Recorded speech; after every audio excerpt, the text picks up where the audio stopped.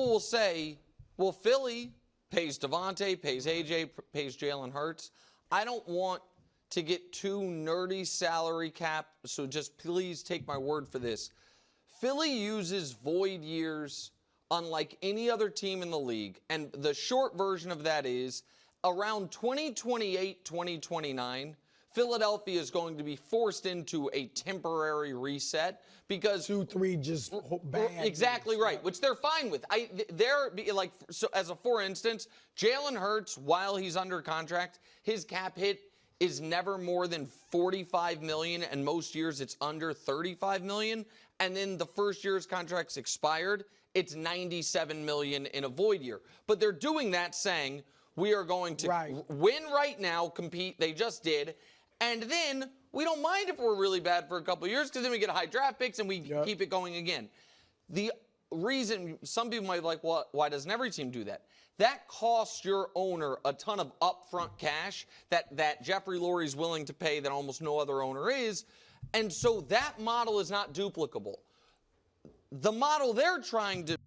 And that's what I want to highlight. I want Philadelphia Eagles fans to understand just how great of an owner Jeffrey Lurie actually is. Because, listen, there's a lot of confusion, and understandably so, because they don't really reveal exactly how all this works out with the salary cap and how the money works, because it's, you know, the NFL is still a very complicated business. When you're talking about businesses this massive, even though they're making a ton of money, the amount of cash flow and the amount of like liquid cash that you actually truly have on hand actually ends up being so much more limited than I think people realize. And a great example of this is, you know, when a company like the airlines, for instance, when everything went crazy in 2020, let's not make it political, but when things all kind of went, you know, everything happened, like something like even like the airline, it was like if they just lose business for a week, like everything crumbles because of all of the money coming in and out. Like it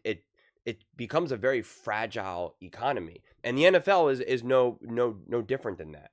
It's why even like workers going on strikes and stuff can be such a powerful move, because it's like most businesses can't survive if there's any type of halt like that, because it's just it's more of a sandcastle than like an actual castle.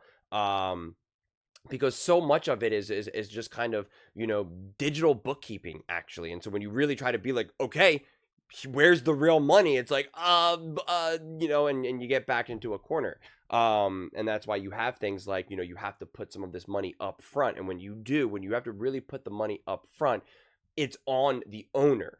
It's on the owner, and not all owners are willing to do that, because again, when you're as wealthy as these guys, and this should be kind of true for anyone, even if you don't have a lot of money, quite frankly, but like so much of their money is going to be tied up in even just basic investments. So like if Jeffrey Lurie, and this is like the most elementary way to look at it, and it's not even going to be 100% accurate because of the way how they have their money tied up and how their net worth is calculated, but let's just say that he actually truly has, you know, I'm going to use real round numbers, like $5 billion in like true like cash, that he has that money. It's not like based off of him owning the Eagles and this, right? Like he's got $5 billion like essentially in cash. Like all of that money is not just going to be like in a savings account. Like it's going to be invested in over a ton of investments that are going to be like more prototypical like Wall Street investments, you know, ETFs. Like it doesn't even matter, just various funds, you know, et cetera, and they're earning a massive amount of interest. The amount of money that they're making on that is where like an insane amount of their wealth is coming from. And that's actually why people really fight. And again, we're not making this political, but that's always the argument for kind of like a wealth tax, because they're making so much money that's considered like passive, and you get taxed actually in a much more favorable bracket than kind of like ordinary income. And again, we're not going to get too much into it, but essentially though, when you are that wealthy, if you're now removing that money out of these various accounts and now putting it somewhere else, even if you're putting it in like a, you know, an escrow, like an owner would theoretically be not necessarily losing money, but losing their ability to earn the amount that they would normally be making. So if you're someone wealthy and you're all about making money, like it does somewhat put you in a slightly less advantageous position. So the sheer fact that Jeffrey Lurie is willing to actually do that. And when you really look at it, Jeffrey Lurie, again, it's always hard to get like exact numbers for these guys, but like he's far from the wealthiest. I mean, you got some guys that have a net worth of like 60 billion, whatever it is, like an insane. Jeffrey Lurie is like 3 billion or something. And again, he's obviously not hurting, but it's not like Jeffrey Lurie just has so much more. The Dallas Cowboys, Jerry Jones has infinitely more money. He's not willing to put that money up front. He's not willing to take any of his money and do some of these things that Jeffrey Lurie's doing. And again, it's so hard to get like all of the exact information of how all of this unfolds. And because it's just, the NFL is not going to exactly reveal exactly how they do businesses when their owners need to put up money. But like we even know, like if you have a guaranteed contract, if you offer, any player $100 million guaranteed, like the owner does need to make sure that that money is like actually there, that it is in escrow and it can't be touched. It can't be in any of these investment accounts because the money can kind of, disappear at any moment, technically, even though very unlikely. So it is a complicated beast. And that's why I always push back, though, when people say, like, oh, the owners don't want to pay, this quarterback and they shouldn't take a cut because the owners are making so much money. It's like, that's not the case either, because the salary cap money, like this is all, theoretically provided by the NFL and the business enterprise as a whole. So it's not like it is coming out of an owner's, pocket in that regard, but some of the money still needs to be floated and up front. And again, when owners do that, like the owner is in a position to make less money than they normally would. So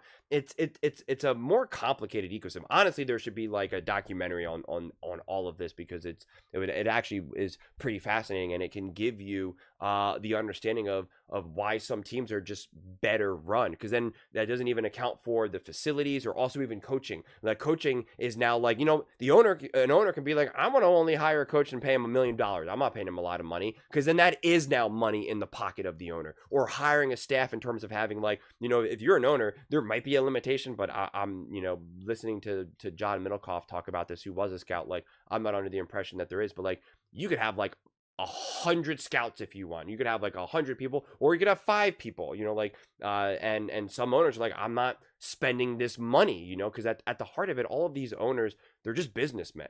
And it's not just money, because it's just like I said, like some owners are definitely poorer than other owners. And so you can make an argument that it can put them at a disadvantage.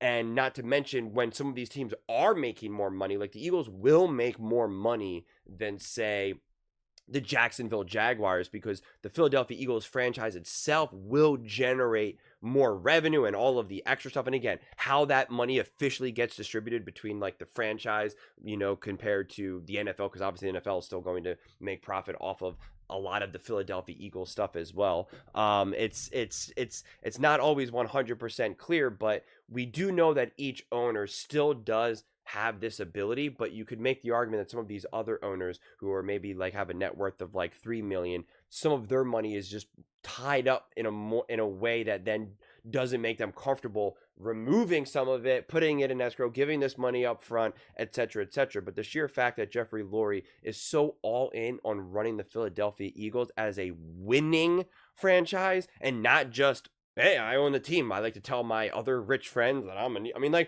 because it is like when you are in that, in that other world of wealth, like being like the owner of just an NFL team, it doesn't matter what it is. Like, when you're being rich and doing whatever rich people do, like you're like, yeah, I own the Philadelphia Eagles. You could have less money, right? If you can go up against some guy who has like $30 million, but it's like, if you own like, the Kansas City Chiefs, the Philadelphia Eagles, the New England Patriots, that's like, like you're swinging something big around. So it's a pretty big trump card to be able to drop. Some of these guys, even no matter how much money they have, they're still not willing to spend that extra money, to spend that extra cash, whether it is for, other services, bigger staff, higher quality staff, even like a defensive coordinator, offensive coordinator, head coach, like not willing to spend that money. as well as now putting this money up front, because I believe also like the bonuses, like if you do like a 50 million signing bonus, like, you know, the owner, like that is now the owner being like, I'm giving you this money, because again, this all has to be up front, and it's not like the NFL is now immediately like, oh, here you go, here's this money. Like it's a complicated ecosystem, which again, I'm not going to pretend like I have all of the answers to it, but I think it's worth highlighting something that the Philadelphia Eagles do, and something that Jeffrey Lurie specifically does, and how it's been able to separate them from the vast majority of the franchises out there, and why they've been so successful, and that it is obviously a combination between, because everyone obviously is praising Howie Roseman, which makes total sense, but make no mistake about it, like Jeffrey Lurie deserves a ton of credit just for the sheer fact that he's willing to actually spend the money, when it needs to be spent in ways that other franchises aren't willing to do. And again, John Middlecoff did a great job of highlighting this with the 49ers and their ownership, and how they were willing to spend some of this money in a slightly similar, in a relatively similar way as the Eagles. But now they're kind of like, no, we're not doing this right now, because they didn't win, they didn't get the payoff, and they're kind of just like, no, we're not doing this. And as John Middlecoff put it, it's kind of like, this team is making so much money, is making the 49ers, since they're such a massive franchise, they're making so much money that even just the business of this team itself, you should be able to make these payments, and you should be able to front this money. But it's just like, it's greed, and even some of these other guys that, have massive amounts of money, it's just, the way how they live, the way how they spend, that money even that you're earning, because when push comes to shove, these guys are so wealthy that even if you own the Eagles, like, or any team for that matter, the amount of money that you make, the actual like profits you make when it's all said and done, like, it's like, it shouldn't even be money that they're even going to spend, because they already have so much money. If I'm worth $50 billion and I have a company that's generating me $100 million in pure profit, when it's all said and done, like what are you, that $100 million, I already have all this other $billions, which that means I'm already generating like literally $1 billion at least in just interest. Like, you're already making so much massive money with like your other business and your other businesses and just your investments, that the money that you're even just making from now the football team, it's just like, I don't even understand how it's not automatically recycled back into all this. Like, it's just rich people being rich people, man. It's crazy. It is crazy. And like I said, we don't really fully have 100% of all of the information, because the NFL and the owners aren't going to actually give like the true inner workings of the financial ecosystem of this business of the the NFL as a whole. Yeah, I thought that was a cool soundbite that that Nick Wright dropped. And ironically, Nick Wright would actually be one of the better people to really kind of break this down in a more complex way, because he's obviously talented with numbers and math, and it's a shame that they actually don't do a little bit more nuance and a deeper dive into this, because we're so quick to rip players and coaches and GMs, and occasionally we rip an owner, especially if they're have questionable past or make weird comments. But I think it would be beneficial to kind of sometimes do a little bit deeper dives into some of these topics, to just be like, listen, your team is not good, and your owner is a huge reason why. You can't make these contracts work because your owner's unwilling to put up $30 million in escrow, whatever it is. Like, I think those would be, especially in the off season when there's only so much to talk about, would be worthwhile. But, you just don't see it enough. But those are just my thoughts. I'd absolutely love to hear yours. What do you guys all think about the Philadelphia Eagles, Jeffrey Lurie, the NFL ecosystem as a whole? Would love to hear your thoughts. Especially if you have any other, added information, definitely please drop it in the comments below. Always looking to learn and grow with that aspect of the NFL, which is still a pretty murky side of this all. But let me know in the comments below. I read every single comment, so whether you agree with me or disagree with me, either way, it's Let's get in some discussions. Let's get in some fights. But ultimately, let's just have some fun. And please do consider subscribing. We're building an amazing community here, and I absolutely love to see you part of it. I want to build something that we all genuinely feel connected to. Something that we're really excited to be part of. I think we're well on our way to doing it. Please don't forget to give this video a thumbs up, as it really does help with the visibility and the algorithm. Thank you so much. See you next time.